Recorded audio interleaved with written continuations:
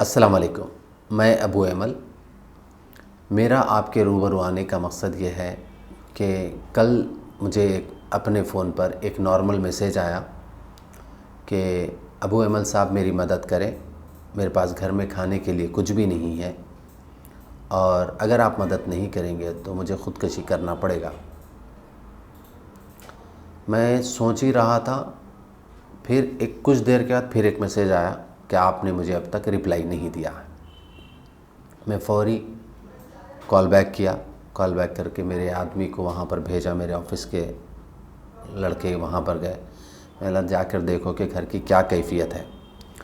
تو وہاں سے مجھے رپورٹ ملی کہ گھر میں کھانے کے لیے کچھ نہیں ہے، اور ان کی بیگم سے میں نے فون پر بات کی تو بولے کہ 2 بچے ہیں، یہ پان کے ڈبے پہ روزانہ کام کرتے ہیں، 250 سے 300 روپے ملتے ہیں ان کو، لیکن قریبی دوستوں سے، رشتہ داروں سے انہوں نے پچھلے 1 سال میں 70,000 روپے تک کا قرضہ کر لیا ہے۔ ان کا تقاضا بڑھتے جا رہا ہے، جس کی وجہ سے یہ بہت پریشان ہے، اور اس وجہ سے ہم گھر میں کچھ کھانے کے لیے لائے بھی نہیں۔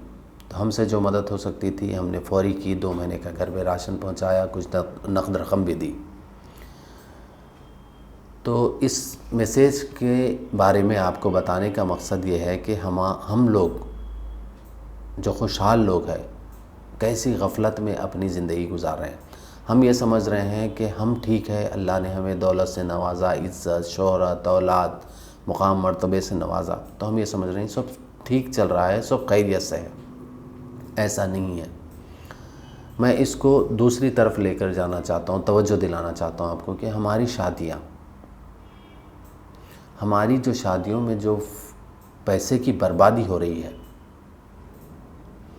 اور ایک طرف ہے کہ لوگ غربت کی اس قدر لیول پر پہنچ گئے ہیں کہ لوگ یہ تک سوچ رہے ہیں کہ اپنے آپ کو ختم کر لیں، حالانکہ وہ ان کا سوچنا سراسر غلط، نہ قانونی طور پر نہ شریعت کے طور پر، یہ بالکل حرام عمل ہے، اس طرح کا سوچنا بھی گناہ ہے۔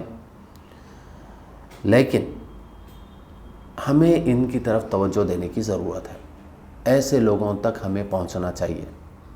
اب بات رہی ہمارے شادیوں کی، سبھی لوگ جانتے ہیں کہ کم سے کم 1.5-2 لاکھ کا ہم فنکشن ہال بک کراتے ہیں، زیادہ سے زیادہ 8-9 لاکھ روپے تک کا بھی حیدرآباد میں فنکشن ہالز، کنونشن سینٹرز ہے۔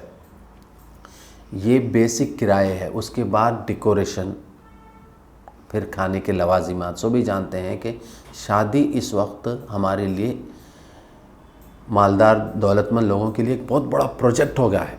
زندگی کا مقصد اب یہ ہو گیا ہے کہ بس بیٹے اور بیٹی کی شادی میں ہم ایسے لیول پہ کریں گے کہ لوگ دیکھتے رہ جائیں اور جس کے چرچے ہوتے رہیں،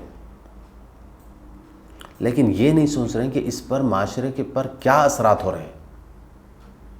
اللہ نے آپ کو دولت سے نوازا ہے، آپ کی حلالی کمائی ہوگی، آپ کو اللہ نے بہت ہی خوشحالی دی ہے، لیکن آپ کے اس عمل سے مڈل کلاس فیملی، اس کے نیچے کے درجے کے لوگوں پر کیا اثرات ہو رہے ہیں، اس کے بارے میں بھی تو غور کریے۔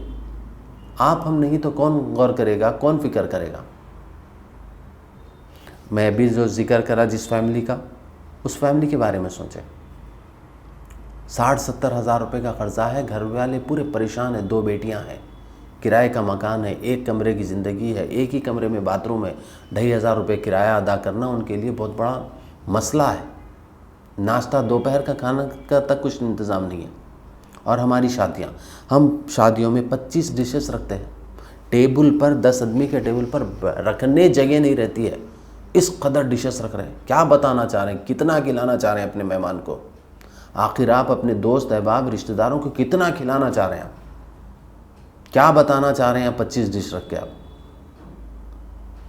کچھ دن پہلے کی بات کرتا ہوں، ایم ایس ایجوکیشن اکیڈمی کے چیئرمین لطیف صاحب نے جو شادی کی اپنے بچوں کی، اپنے 2 بیٹوں کی اور 2 قریبی رشتہ داروں کی، ان کا مقصد یہ تھا کہ ایک ہی دعوت میں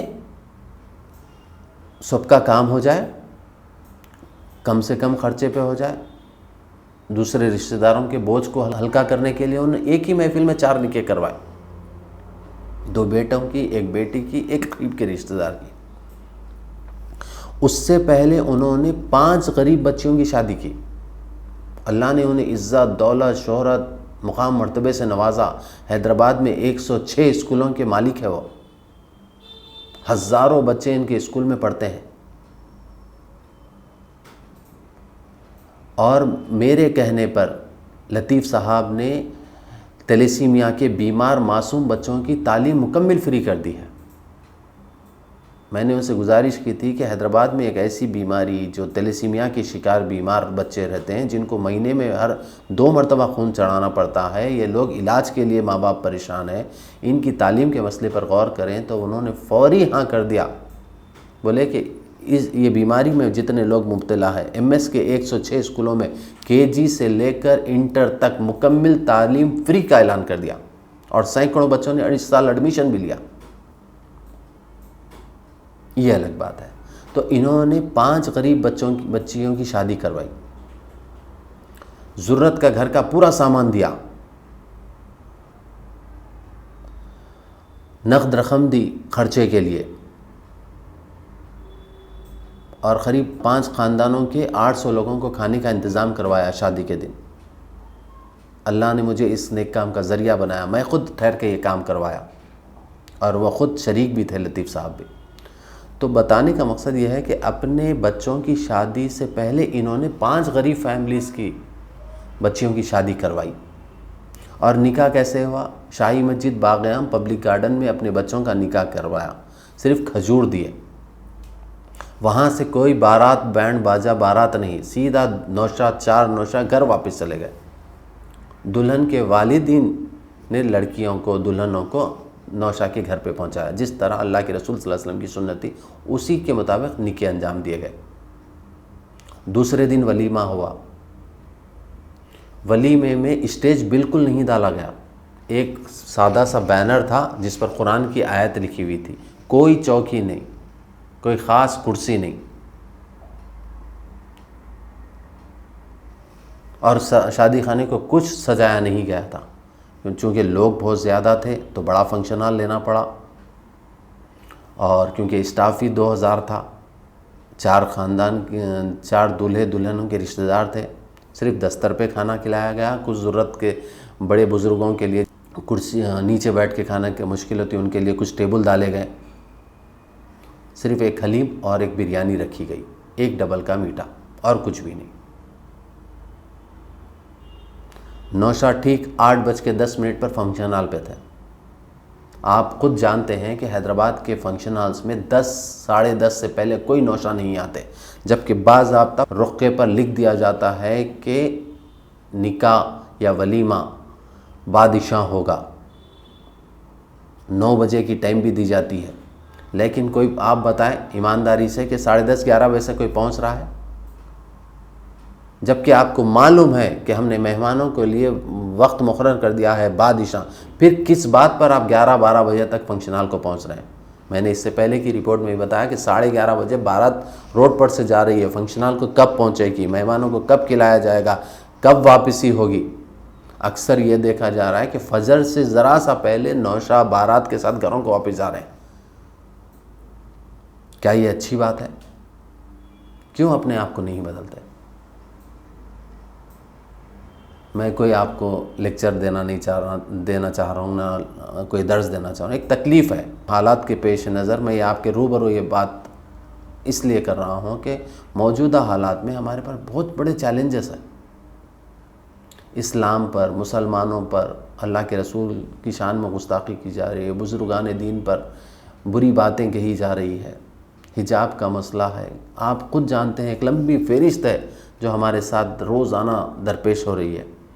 تو ایسے میں ہماری اس طرح کی فضول خرچی، بربادی، وقت کی بربادی، صحت کی بربادی، اللہ کے رسول صلی اللہ علیہ وسلم کی بالکل خلاف ورزی کھلے عام ہو رہی ہے، تو کیا ہماری ذمہ داری نہیں بنتی کہ اپنے آپ کو بدلیں؟ بات طویل ہو رہی ہے لیکن بات مکمل بھی تو کرنا ہے۔ تو ضرورت اس بات کی ہے کہ آپ ایسی برائی سے بالکل پرہیز کریں جس سے معاشرے پر اثرات ہوتے ہیں، آپ یہ سوچ رہے ہیں کہ اللہ نے مجھے بہت کچھ نوازا ہے، میں اپنی اولاد پر نہیں تو کیسے دوسروں پر کیسے خرچ کروں؟ ایک حد تک آپ کی بات صحیح ہے، اللہ نے آپ کو بے انتہا نوازا ہے، لیکن اس کے اثرات کیا ہو رہے ہیں؟ دیکھیے آپ سے کتنے لوگ جڑے ہوئے ہیں، آپ کے خاندان میں کتنے لوگ وہی لیول کے ہیں۔ جب آپ کسی اپنے خاندان کے رشتہ داروں کو بلاتے ہیں تو وہ لوگ محسوس نہیں کرتے کاش ہمارے پاس بھی پیسہ ہوتا تو ہم بھی اپنی بچی کی شادی کر دیے ہوتے، اتنا نہیں تو کچھ کم لیول پہ کر دیے ہوتے۔ ان کو اس سوچ اور فکر میں آپ مبتلا کر رہے ہیں جو عالی شان شادیاں کر کے۔ تو ضرورت اس بات کی ہے کہ جب اللہ نے آپ کو نوازا ہے تو اپنی بچوں کی شادی میں ایک بات کا طے کریں کہ کسی ایک غریب کی شادی کر دیں گے، جس طرح لطیف صاحب MS کے ایک پہل کی ہے، اپنی بچوں کی شادی سے پہلے 5 بچیوں کی شادی کریں۔ آپ لوگ کم سے کم ایک بچے کی شادی کا طے کریں، معاشرے میں بڑی تیزی سے تبدیلی آئے گی، بہتر نتائج آئیں گے اس کے۔ پھر ریپیٹ کر رہا ہوں، آپ سے گزارش کر رہا ہوں کہ اپنے شادی سے پہلے یا شادی کے ساتھ ہی ایک کسی غریب بچی کی شادی کی ذمہ داری لے لیں۔ دوسری بات، آپ جو شادی خانے کو سجا رہے ہیں اس کو ذرا کم کریں، اور ڈشز کو 20-25 ڈشز رکھنے کی ضرورت نہیں ہے، کوئی اتنا کھاتا ہی نہیں، پیسہ آپ کا برباد ہو جائے گا۔ ہم سے پہلے بڑے دگگج لوگ خاک میں مل گئے، تو ہم کو کون یاد رکھے گا؟ آپ کیا بتانا چاہ رہے ہیں؟ یہ سوچ کو بدلیے، ذرا سا کم ڈشز رکھیے، ضرورت سے زیادہ فنکشن ہال کو مت سجائیے۔ تو یہ کچھ گزارشات تھے، اس پر عمل کرنے کی کوشش کریں۔ اور کچھ لوگوں کو ان حالات میں دیکھا جا رہا ہے کہ اپنے فنکشنز میں آرکیسٹرا رکھ رہے ہیں، ناچنے گانے والیوں کو بلا رہے ہیں۔ آپ بتائیں، آپ کسی بھی مسلک کے کیوں نہ ہوتے ہو، اپنے بڑوں سے پوچھیں کیا یہ اسلام میں اس کی اجازت ہے؟ حرام ہے۔ عورتوں کو بلا کر گانے گانا، ناچنے لگانا فنکشن ہال میں، دعوتوں میں، شادی ولیمے میں، اس طرح کی تقریب، ایسے تقریبوں کا بائیکاٹ کریں، ایسے فنکشنز میں بالکل شریک نہ ہوں، اور کوشش کریں اس بڑی برائی سے بچیں۔ ایک غریب کی شادی اپنے فنکشن میں، اپنی شادی میں دوسرے کا بھی خیال رکھیں، ڈشز کو کم کریں، فنکشن ہال کو ضرورت سے زیادہ نہ سجائیں۔ آخر میں گزارش، وقت کی پابندی کریں۔ آپ یہ سمجھ رہے ہیں کہ جتنی دیر سے جائیں گے تو ہماری اتنی شان میں اضافہ ہوگا، ہرگز نہیں۔ اگر آپ میں ہمت ہے تو آپ لکھو کہ رات کے 12 بجے فنکشن ہال میں کھانا کھلایا جائے گا، 9 ساڑھے 11 سے پہلے فنکشن ہال نہیں پہنچے گا، لکھ دیجئے۔ آپ جو وقت لکھے ہیں وہی وقت پہ پہنچیے، دھوکہ مت دو لوگوں کو۔ جو وقت کے پابند ہوتے ہیں، جو اصول پسند ہوتے ہیں، جو فجر کی نماز کو اٹھتے ہیں، صبح اٹھ کر اپنی ڈیوٹی، اپنے فرائض انجام دیتے ہیں، ایسے لوگوں کو کتنی تکلیف ہوتی ہے۔ آپ دعوت میں بلا کر شوگر پیشنٹ رہتے ہیں، کئی بیماریوں کے شکار لوگ رہتے ہیں، وہ ان کو وقت پر کھانا نہیں ملا تو کتنے پریشان ہو جاتے ہیں۔ تو جو دعوت نامے پر ٹائم لکھا گیا اس ٹائم کی پابندی کریے۔ اللہ آپ کو مجھے سیدھے راستے پر چلائے، اور ایسے راستے پر چلائے جس پر اللہ نے ہم انعام رکھا ہو، اور کوشش کریں اپنے آپ کو بدلنے کی، اور یہ وقت کی شدید ضرورت ہے۔